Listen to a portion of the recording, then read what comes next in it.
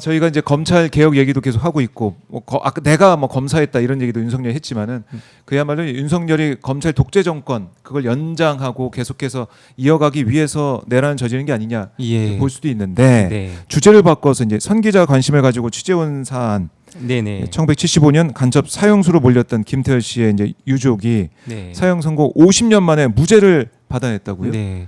아, 이게 사형선 50년 만에 무죄라는 게 사실 상상이 잘 안 가긴 합니다. 그렇죠. 그리고 뭐 다른 형도 아니고 사형 집행을 네. 당했었는데요. 그러니까 이게 어떤 거냐면 1974년에 지금 아시겠지만 이번 내란 때 국군 방첩 사령부가 네. 연루돼 있잖아요. 근데 우리가 이제 역사를 잘 아시는 분들이 방첩 사령부가 과거에 어떤 곳인지 잘 알 텐데 네. 뭐 전두환 씨가 또 방첩 사령부의 전신인 또 국군 보안사령관이었잖아요. 네. 그때의 일입니다. 그러니까 1974년의 일인데요. 그때 국군 보안사령부가 언론에 깜짝 발표를 합니다. 일본 거점 국내 침투 간첩단을 검거했다. 예. 그러니까 그 일본 제1교포인 진두현 씨라는 분이 있는데요.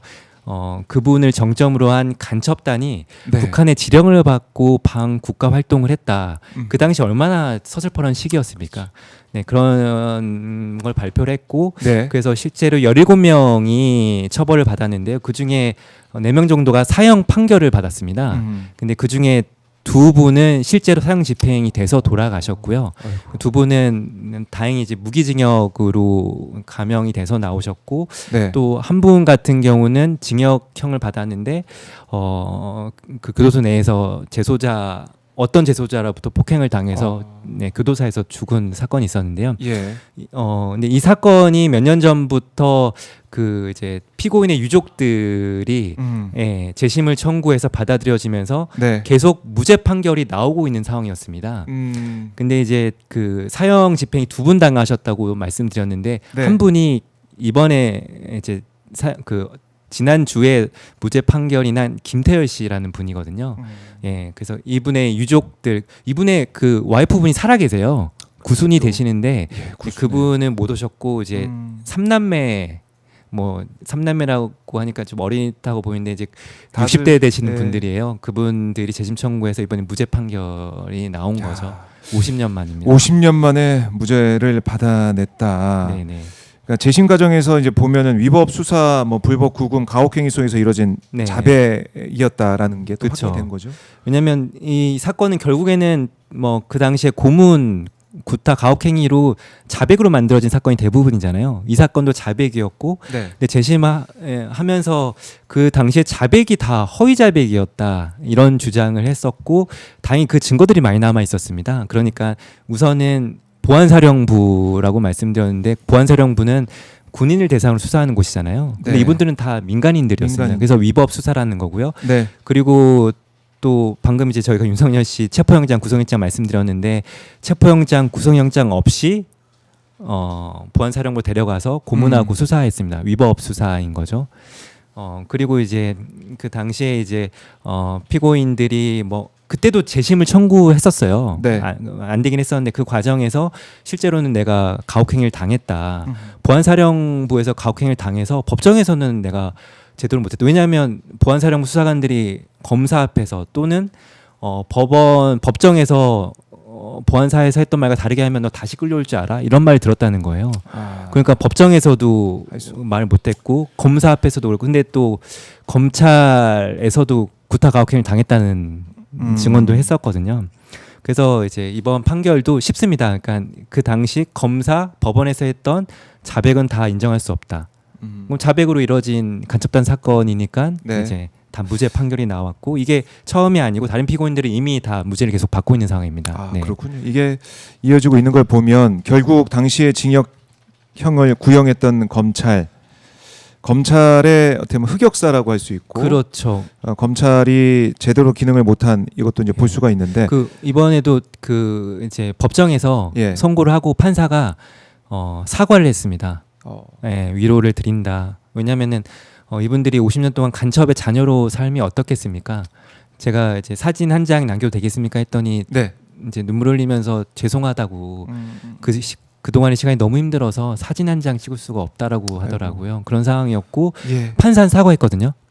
예, 검사는 검사는 이 사건 실체가 있다. 15년 구형했습니다. 야. 끝까지 실체가 있다라고 주장을 하고 있는 상황입니다. 어땠어요? 이 과정을 취재하면서 이제 검찰이 계속해서 물러서지 않고 뭐 반성과 네. 사과도 없는 네. 그런 상황을 계속 보이고 있는데 여러 가지 좀 느꼈을 네. 것 같습니다. 그러니까 이게 안타까운 게 이게 처음이 아니 이 사건이 그러니까 그러니까 여러 피고인들 특히나 이제 아까 주범으로 몰린 우두머리라고 불렸던 네. 이제 제1고표 진두현 씨는 이미 5월에 대법원 재심 무죄 확정 판결을 받았어요. 그러니까 그 상황에서 다 검찰이 실체가 있다고 하면서 구형도 하고 네. 또 재심에서 무죄 판결이 나오면 상고에서 대법원까지 갔거든요. 아하. 그럴 때마다 유족들이 검찰 이제는 좀 그만해라. 이미 다 무죄 판결 받았고 쟁점이 다 똑같거든요. 네. 그래서 이번 사건도 그러니까 지난 5월에 그 유족들이 이 사형 집행받은 이번 사건에서 검찰이 무죄 구형을 하고 해달라 이렇게까지 했는데도 끝까지 15년 구형하고 네. 했거든요. 그래서 검찰 이제 제가 기사에도 그런 얘기를 썼습니다. 맨 마지막에 이렇게 썼었는데요. 검찰이 조직 해체를 목전에 두고 있잖아요. 그렇죠. 그러니까 유족들한테 반성하고 위로 그러니까 검찰 이름으로 할 시간이 얼마 안 남았어요. 그럼 지금에서라도 반성과 위로를 좀 전했으면 좋겠는데 검찰은 끝까지 반성하지 않고 네. 있는 상황입니다. 끝까지 너무 달라지지 안타깝습니다. 않고 있다. 네네. 검찰 조직 해체를 앞두고 있는데도 불구하고 그런 상황이다. 시간이 얼마 남지 않았습니다. 그러게 말입니다. 비슷한 경우로 이 통역당 재건이 사건도 있는데 예. 사형을 당한 이 강일성 씨의 자녀 5명이 임은정 서울동부지검장에 예. 편지를 보냈다고요? 예. 어떤 그러니까 내용입니까? 이게 지금 같은 사건인데요. 아. 이게 제1교포 그러니까 일본 거점 예. 국내 침투 간첩단 사건인데 아하. 이게 이제 통일혁명당 재건이 사건으로도 알려진 사건입니다. 예. 네, 그래서 같은 사건이고 네. 제가 사형 집행을 당한 분이 두 분이라고 말씀드렸잖아요. 네. 한 분이 제가 취재한 사건이고 또 한 분이 또 한 분이 이제 9월에 재판이 있는 서울 동부지검에서 공소유지를 하고 있는 사건이에요. 그러니까 아시겠지만 서울 동부지검장이 임은정 검사장이지 않습니까? 네. 그래서 이 유족들이 편지를 보냈어요. 네, 임은정 검사장. 왜냐하면 특히나 이게 상징적인 게 임은정 검사장이 어떤 분인지 아실 분은 아실 텐데 네. 과거의 과거사 사건에서 거의 무죄가 확실한 사건이었는데 검찰은 결코 자기가 오류했다는 걸 인정하지 않잖아요. 그래서 구형을 하더라도 뭐 무죄가 거의 확실한 사건이긴 하지만 네. 무죄 구형하지 말고 그냥 법원에서 알아서 판단해 달라는 백지 구형을 하라는 지시를 내리거든요. 그러니까 자기 반성은 없는 거죠. 근데 김은정 검사장은 무죄 구형을 합니다. 과거 검찰이 잘못했으니까 예. 무죄를 내려달라. 그걸로 징계까지 받았던 맞아요. 분이에요.